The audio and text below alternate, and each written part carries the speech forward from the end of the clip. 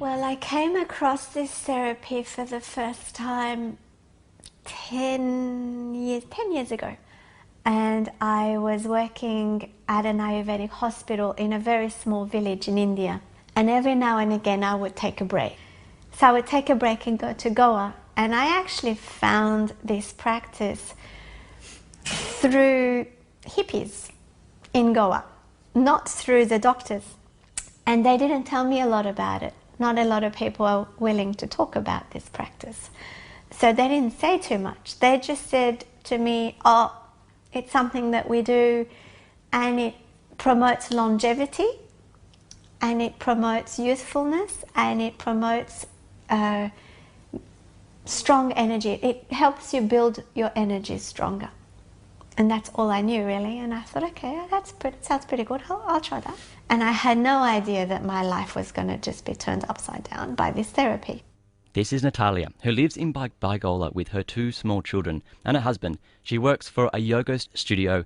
She's got a background in psychology and also Ayurvedic therapy. That's the traditional medicine of India. It's what we'd call here naturopathy, and they share quite similar elements in it.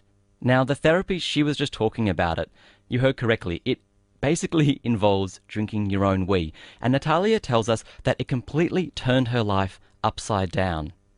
She says it's not an alternative to medicine so much as a yoga cleansing technique, and it's been one that has been passed down by the yogis over centuries to purify the body's toxins. The idea of it is that you drink your own wee, and when you feed your wee back into your own system, it's like giving your body a map of itself. It's telling your body all the information it needs to know.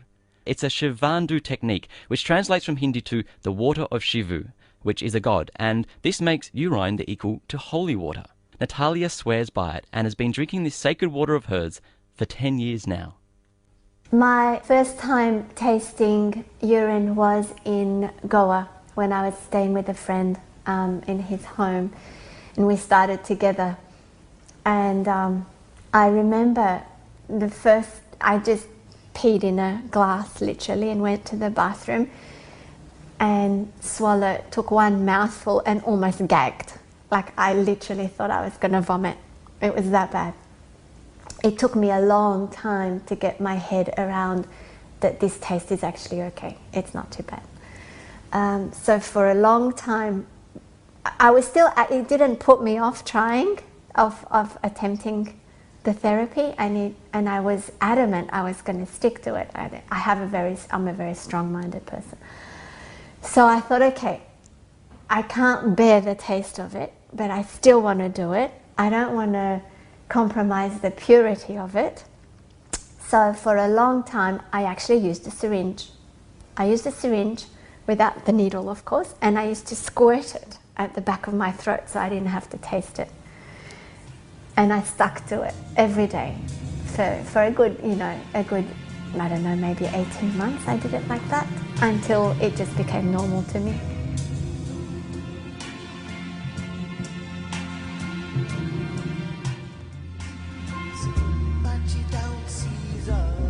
My daily ritual is, I'll wake up normally, go to the bathroom like everybody else, and catch the midstream of my urine first thing in the morning in a glass.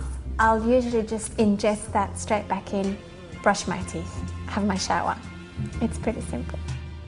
Well, 2 of our youngest contributors, brothers Liam and Dieter, came to our latest programming meeting. They were talking about secret recipes, and they said, well, our grandfather once tried this therapy, which was urine therapy. Their grandfather was a tall, athletic man. He didn't smoke or drink. He was a total health freak. Yet, when he was 61, he was diagnosed with prostate cancer. He tried everything. He took special herbal teas from Germany that cost hundreds of dollars. He drank a special juice that came from America, which also cost a lot of money. He tried also the more traditional forms of treatment, chemotherapy, radiotherapy, and finally surgery. And then, when none of this was working, he also heard about this urine therapy. And Liam and Dieter grew up with this knowledge of that this was the therapy that their grandfather had turned to at the very last moment. Unfortunately, it's very sad, he died, and Liam and Dieter when they're about 6 years old. But it is the story of their grandfather's quest to find out all these possible treatments that inspired Liam and Dita to find Natalia and talk to her about this therapy. And Liam and Dita's grandfather's story is a pretty similar one, of the different people that come to Natalia seeking out not necessarily this treatment, but they're often at the end of the road and are really desperate to search for new alternative medicines. So as Liam and Dita searched for the story about their grandfather, they also found the story about Natalia and this amazing, quite incredible, bizarre technique. I get a lot of emails from people all over the world who are very lost for answers, and where they've got a situation where really the medical profession cannot help. Some people come to me, they've already known about it, so they're quite open. Some people see me for years before I feel like they're actually ready to even consider this. So by that stage, by the time I approach them with the possibility of having this therapy, they've already, they've known me enough to trust me and keep an open mind. Some people, I feel like when they come to see me, that's what they're there for, but they don't know it, and they're the ones the most shocked. And I usually ask them, okay, there's a few ways that we can treat you for this, whatever is going on in their life or in their body. How unconventional do you want to be? And even the ones that say, oh yes, I'm very open, I'm very unconventional, when I pull out this card, they usually at least laugh or fall, if not fall off their chair. The most important point in this, let's use the word recipe in inverted commas, is the importance of having a really pure diet. Because what you're doing is you're actually recycling what you're putting into your body. So the purity of it is of highest importance. For it to be most effective, I think we can just pretty much sum it up as vegetarian, low acidic diet, high, mostly organics, of course. To describe the taste, I cannot think of any other substance that even resembles it. Tastes like pee.